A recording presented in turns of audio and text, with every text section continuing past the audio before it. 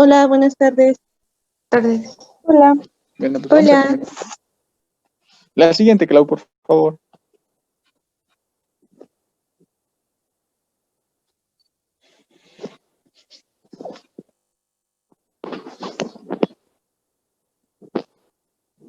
Bueno, como ya les adelantó Clau, la práctica que vamos a ver el día de hoy es HCT de la muerte. Es una mnemotecnia que la AJA nos proporciona para atender las causas de paro cardíaco que son reversibles, ¿sale?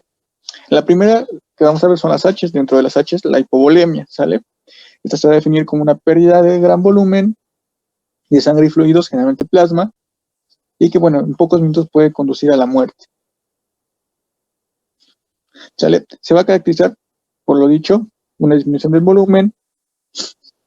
Esto nos va a llevar a una hipoperfusión tisular y como resultado una falla circulatoria irreversible. Algunos de los síntomas que vamos a ver son la taquicardia, la hipotensión, la taquipnea, oliguria, la diaforesis y alteración del estado general. La siguiente, por favor, Clau.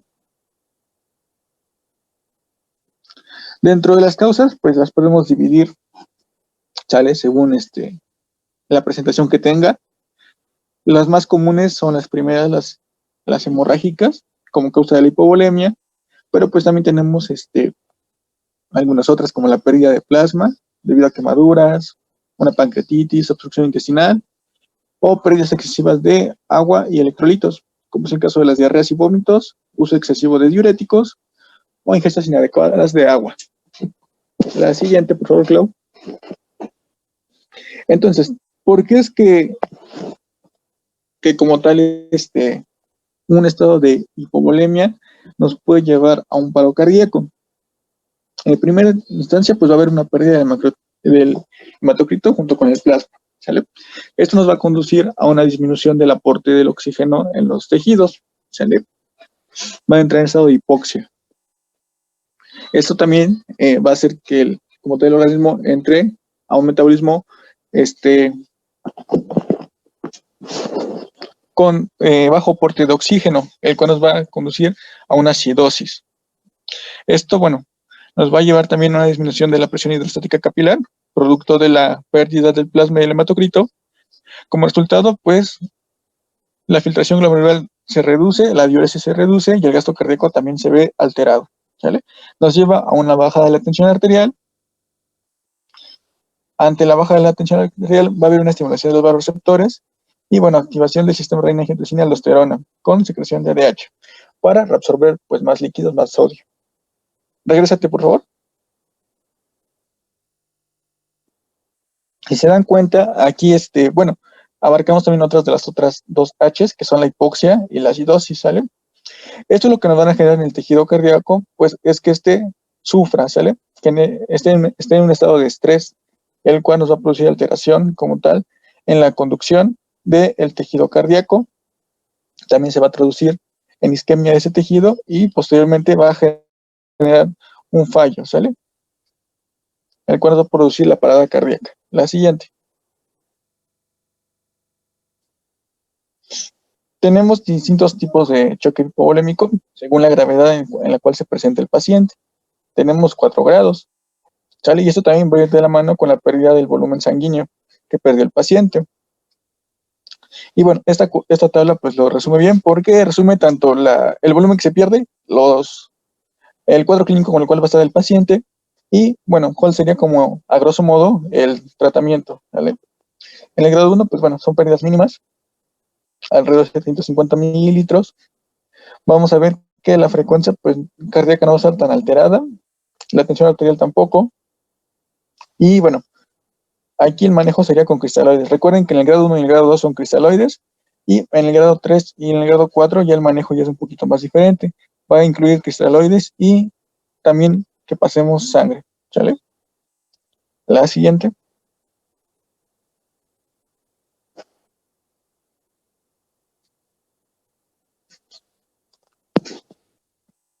Bueno, ¿con qué cuadro clínico se va a presentar el paciente? Pues va a tener signos como tal de hipoperfusión, también va a tener signos como tal de la propia hipovolemia, se van a caracterizar por una turgencia de la piel disminuida, hipotensión ortostática Eh, ante un cambio postural, la frecuencia cardíaca, pues bueno, va a ser mayor a 30 latidos por minuto, va a haber disminución del tono ocular y se queda de mucosas. Lo importante aquí es monitorizar la saturación de oxígeno, la tensión arterial, la frecuencia cardíaca, frecuencia respiratoria, la temperatura, la diuresis, el estado neurológico. ¿Sale? Se recomienda al paciente establecer un acceso intravenoso con 1 o 2 días. Y bueno, también en estos estados se considera un acceso intraóseo. ¿Por qué? Porque generalmente son grandes volúmenes los que tienen que pasar al paciente. Entonces es más fácil pasarlos por un acceso intraóseo que por un acceso intravenoso. ¿Sale? También se debe buscar intencionalmente síntomas de sangrado. Recuerden que les dije que la principal causa de la hipovolemia generalmente son hemorragias posteriores a un evento traumático. Entonces se debe intentar buscar el sitio principal donde está sangrando y detenerlo. La posición que es recomendable, pues es una horizontal o tren de Lemur de 10 grados, ¿sale? Y bueno, es ideal también tener una vía aérea permeable. En caso de que no sea así, pues se debe intubar al paciente. La siguiente. Como tal, en cuanto a las medidas específicas, pues recuerden que en la clase 1 y clase 2 se administran cristaloides, en la clase 3 y 4 se administran cristaloides y se transfunde, ¿sale? En cuanto a la reposición de líquidos, recuerden que lo ideal es ponerlos en una proporción de 3 a 1, ¿sale? Es decir, por 3 unidades perdidas se repone una unidad por cada unidad perdida de líquido se le reponen 3 veces ese volumen en soluciones, ¿sale? Y bueno, en niños también podemos ocupar otra fórmula, que son 20 mililitros por kilogramo, y en un adulto 1500 mililitros de entrada, ¿sale? También dentro de las medidas específicas, pues tenemos los agentes vasopresores, ¿sale? Ahora bien, es ideal que ustedes recuerden que las soluciones hipotónicas, pues no son las más recomendables en estos casos, y se recomienda iniciar con cristaloides. De estos, pues, la solución salina del 0.9% y el Ringer lactato van a ser los más usados. La siguiente, por favor.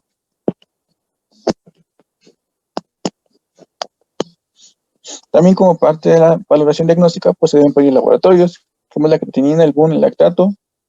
Hay que descartar desequilibrios ácido-base que seguramente va a tener el paciente con una gasometría. Y bueno, electrolitos séricos también. También se debe evaluar la tensión arterial, debe ser constante la evaluación de la tensión arterial, porque en cuanto el paciente caiga con una tensión arterial media por abajo de 60, una sistólica por abajo de 90, pues nos da datos ya de choque, ¿sale?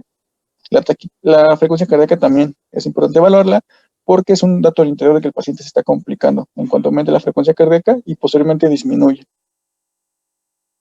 También el volumen urinario es importante estarlo contabilizando, los estados de conciencia que presenta el paciente, así bueno como los demás síntomas que pueda presentar a nivel de pies, de piel, perdón, y bueno, el llenado capilar que también es orientador de que el paciente pues se encuentra en un estado de hipovolemia. La siguiente, por favor. Bueno, también como parte del tratamiento tenemos una mnemotecnia, que es la ventilación, la infusión de líquidos, y pues bueno, esto hace referencia a los agentes vasoactivos, ¿sale? La siguiente. Ok, ya vamos a pasar con otra de las Hs, en este caso va a ser la hipoxia. Este va a ser un estado de deficiencia de oxígeno en la sangre, en las células y en los tejidos y puede comprometer la función de cada uno de estos sistemas. Nosotros ya habíamos visto que la disminución anormal de la presión parcial de oxígeno va a ser por debajo de los 80 milímetros de mercurio. Recuerden que tenemos varios grados, es decir, nosotros tenemos una saturación normal que va a ir desde el 94, 95 hasta el 100%, esa sería la normal. Pero ya de ahí que vaya bajando, vamos a dividirla en hipoxemia leve, moderada o severa. En este caso, la que ya está debajo de 80 vendría siendo la severa, ¿va?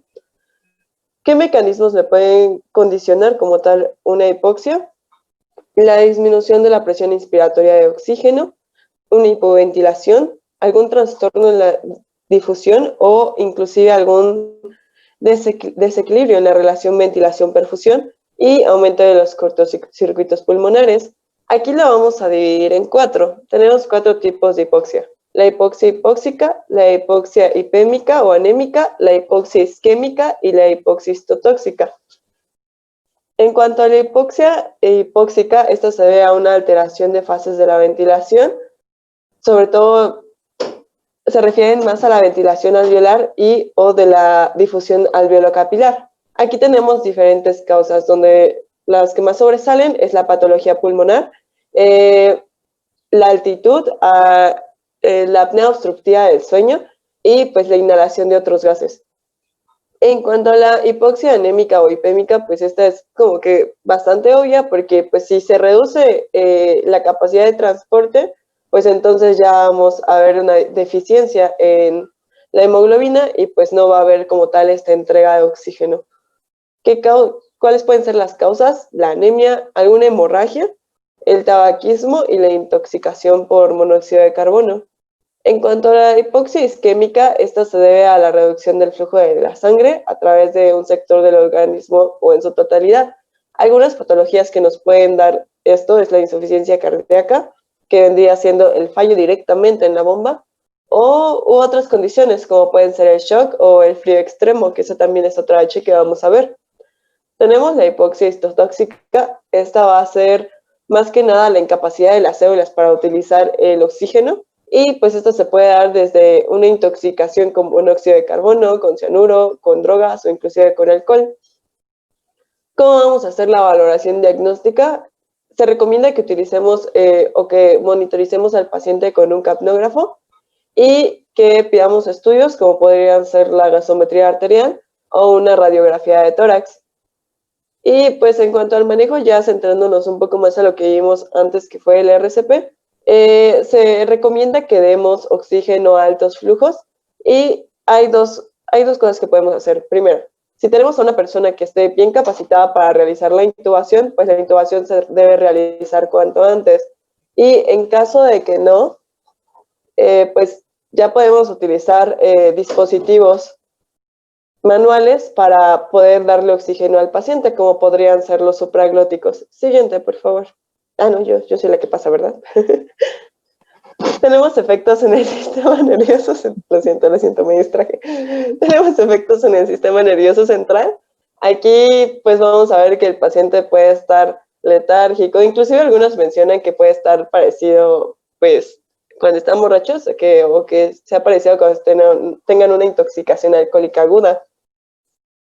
Y pues pueden presentar lo que es cefalea, pueden presentar también síntomas en el tubo digestivo, puede haber mareo, insomnio, fatiga y somnolencia. En cuanto al aparato cardiovascular, vamos a tener vasoconstricción y vasodilatación arterial sistémica y pues vamos a tener un aumento transitorio de la contractibilidad del mismo. Ahora vamos a pasar a otra H, donde vamos a ver lo que son los hidrogeniones. Nos vamos a centrar sobre todo en la acidosis, porque es lo que más vamos a ver en nuestros casos clínicos, los que veamos en el examen de ACLS. Entonces, aquí lo vamos a dividir en dos. La acidosis respiratoria puede ser respiratoria o metabólica, ¿no? En caso de que sea respiratoria, pues aquí vamos a tener un aumento de la presión parcial del dióxido de carbono y pues esto va a ser igual a una hipercapnia primaria. Recuerden que la hipercapnia primaria es una concentración alta, más alta de lo normal de dióxido de carbono en la sangre. Esta puede deberse a una hipoventilación, se debe a una hipoventilación alveolar o por algún desequilibrio en la ventilación-perfusión. Ahora, ¿en qué personas podemos ver esto? En personas que consuman muchos cigarrillos o, por ejemplo, personas obesas o que tengan alguna enfermedad pulmonar. En cuanto a la acidosis metabólica, pues vamos a tener una disminución del bicarbonato plasmático y pues aquí vamos a tener una hipocapnia, que sería lo contrario a la hipercapnia. Aquí sería una disminución anormal del dióxido de carbono en la sangre, que podría ser desde menor a 35 milímetros de mercurio o menor a 30, depende de la bibliografía, porque ahorita vamos a ver los valores normales y estos varían mucho dependiendo de la bibliografía o de la zona geográfica. Ahora, aquí están los valores normales. En cuanto a la presión parcial de oxígeno, va a ser de 60 a 70 milímetros de mercurio en Puebla.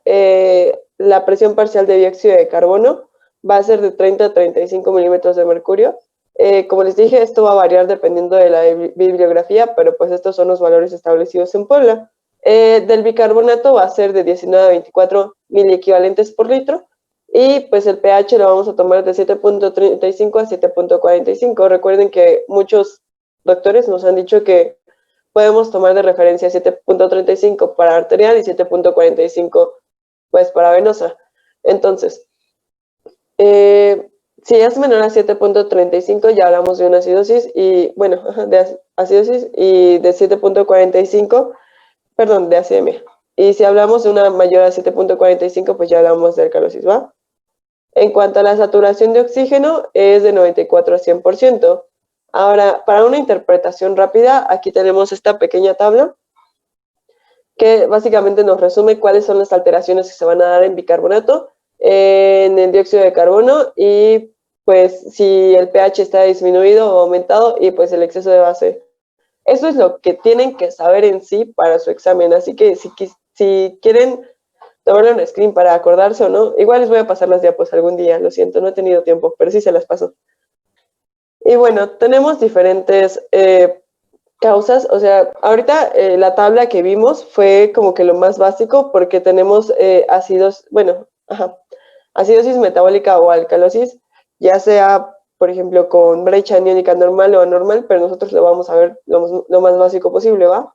En cuanto, ¿qué nos puede dar acidosis? Puede ser desde una enfermedad pulmonar, alguna obstrucción de las vías respiratorias, trastornos en la caja torácica o alteraciones de la musculatura respiratoria. Hay un sinfín de causas, y pues en las que más deberían concentrarse por ahorita sería en EPOC, en neumonía grave, en edema pulmonar, fibrosis intersticial y en trastornos de la caja torácica, que vendría siendo lo que es neumotórax, tórax en quilla, que básicamente se le conoce como también, bueno, pecho de paloma, pues, y sifoscoliosis. Y pues ya, lo más importante para tratar en este caso estas alteraciones es tratar la causa subyacente, porque si ustedes dan medicamentos a una persona que ya tiene un trastorno de ácido base, pues no tiene caso, porque pues no va a hacer ningún efecto. Ahora bien, tenemos que, bueno, centrándonos en lo que hemos visto en las anteriores prácticas, la acidosis respiratoria se puede corregir en una intubación temprana y con ventilación alveolar. Y la acidosis metabólica también se puede corregir solo una parte con un RSP de buena calidad. Después vamos a pasar con hipopotasemia. ¿Hasta aquí tienen alguna duda?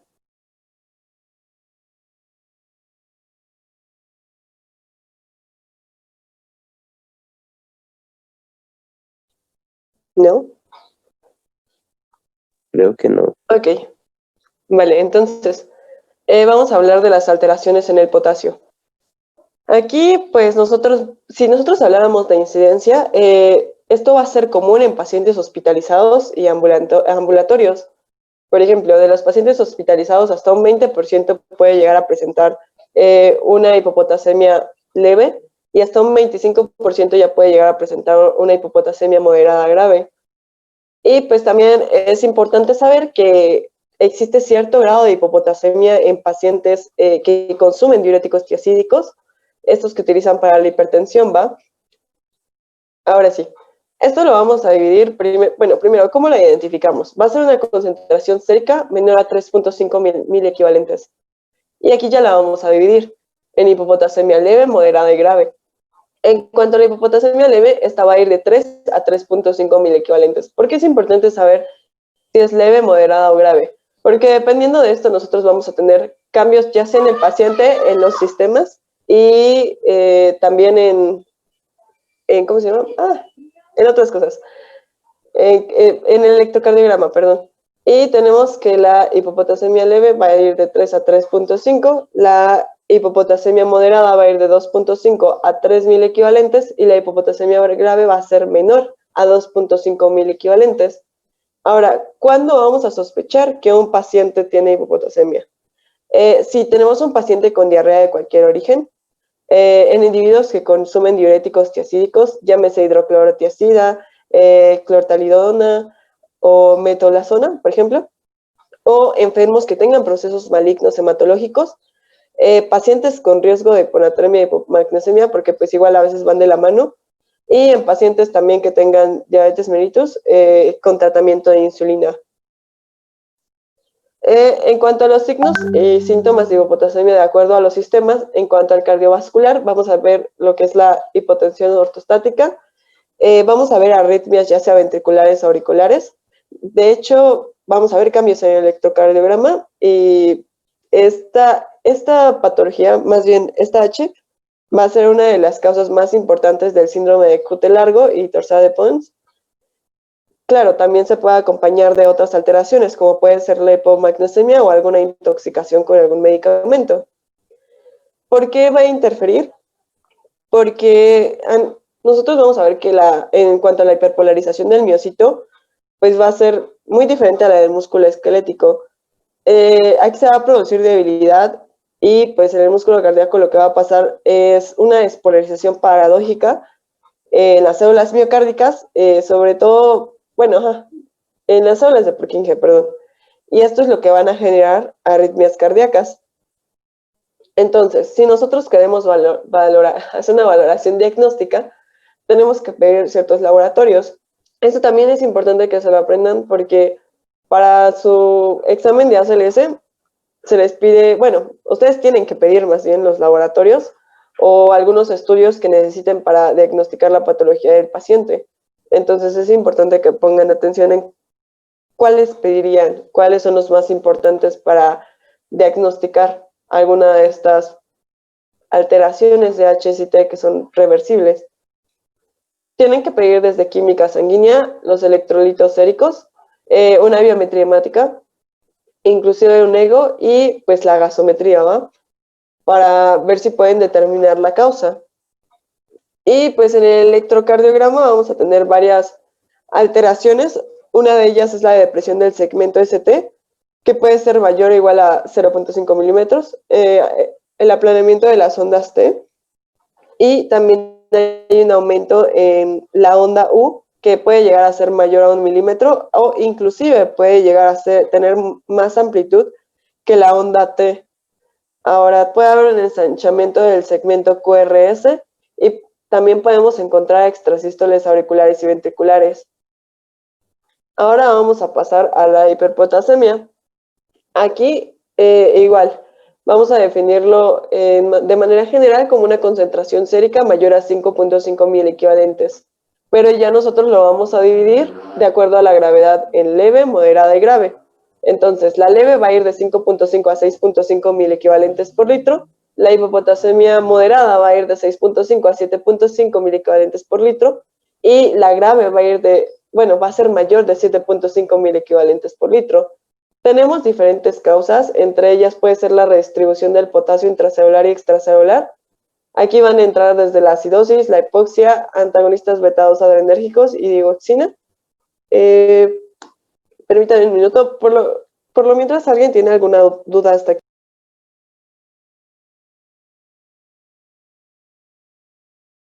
Creo que no.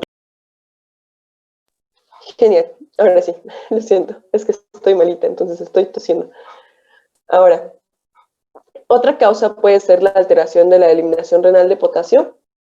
De hecho, esta es una de las más comunes, que podría ser desde una lesión renal aguda, alguna nefropatía crónica, algunos fármacos, bueno, el uso combinado de fármacos que inhiben el sistema renina-angiotensina-aldosterona, los bloqueadores mineralocorticoides y los diuréticos ahorradores de potasio.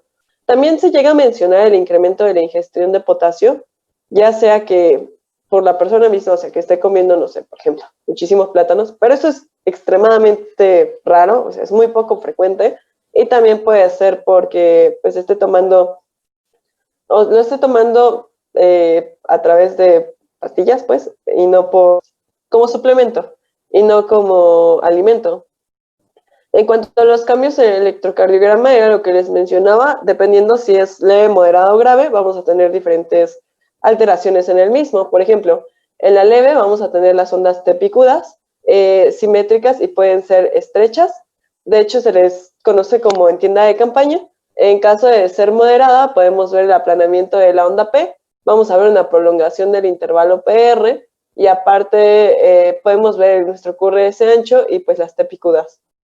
Y en cuanto a la grave, pues ya va a haber la ausencia de la onda P, el QRS va a estar ancho y bueno, e inclusive vamos a tener una morfología de sinusoidal, o también nos puede llevar a lo que es una fibrilación ventricular y de ahí a una sistolia.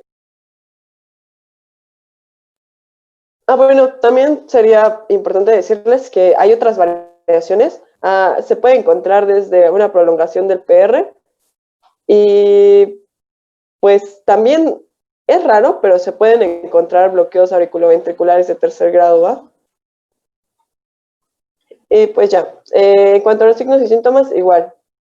Cardiovasculares ya vimos, que se pueden ver desde arritmias, bradicardia sinusal, paro cardíaco, ritmo idioventricular lento, taquicardia ventricular, fibrilación ventricular y asistolia y cambios en el electrocardiograma. Los musculares, se habla de debilidad, algunas parestesias, arreflexia, y entre los gastrointestinales puede ir desde el vómito, bueno, náuseas, diarrea, vómito, ¿va? En cuanto a la valoración diagnóstica, nosotros vamos a pedir los electrolitos. Bueno, en laboratorio vamos a pedir nuestros electrolitos para ver cómo está nuestro potasio. Vamos a pedir el BUN, vamos a pedir una biometría hemática. En caso de que pues, podamos ver leucocitosis y trombocitosis, perdón. Y pues también si podemos llegar a ver lo que es un desequilibrio ácido-base, que si llegáramos a encontrar uno, probablemente sería acidosis. En cuanto a la anamnesis y a la exploración física, como les decía, nos vamos a centrar en los fármacos que la persona recibe. Esto más que nada se hace, bueno, se hacía antes. Por ejemplo, si en su caso clínico llegaba el paciente pues despierto, consciente, pues se le preguntaba directamente, y si no se le preguntaba a algún familiar, para que ustedes ya pudieran tratar como tal esta H. Ahora, en cuanto al manejo, vamos a tener tres maneras distintas de manejarlo, por así decir. Primero, vamos a tratar de antagonizar los efectos al corazón, tratar de disminuir la concentración de potasio y la excreción. Ahora, para antagonizar inmediatamente los efectos en el corazón, vamos a dar el gluconato de calcio. Vamos a administrar 10 mililitros. Bueno, este gluconato de calcio debe estar al 10%. Vamos a administrar 10 mililitros en 2 o 3 minutos. Para disminuir la concentración, se habla de dar una solución polarizante, que son las 10 unidades de insulina. Este es importante, la solución polarizante y cómo se compone. 10 unidades de insulina de acción rápida por vía intravenosa, y estas se van a seguir de 50 mililitros de una solución glucosada al 50%, y después al 10%, pero vamos a dar de 50 a 75 mililitros por hora, perdón. Ahora, para la excreción de potasio, vamos a dar resinas de intercambio iónico. Aquí se van a dar dosis de 15 a 30 gramos de polvo, va a ser en suspensión, y pues también se puede elaborar con el 33% de sorbitol y se van a dar a través de enemas. Y pues diuréticos, como pueden ser la furosemida, de 40 a 80 miligramos, ya sea intravenoso, ¿va? Vamos a hablar un poco de la hipotermia. Aquí vamos a ver que se va a definir como una temperatura central menor a 35 grados centígrados, que puede ser menor. Ahorita vamos a ver igual su clasificación. Y algunas de las causas pueden ser por exposición ambiental directamente. Ya ven que las personas se pueden quedar afuera por tóxicos etílicos. Permítanme tantito.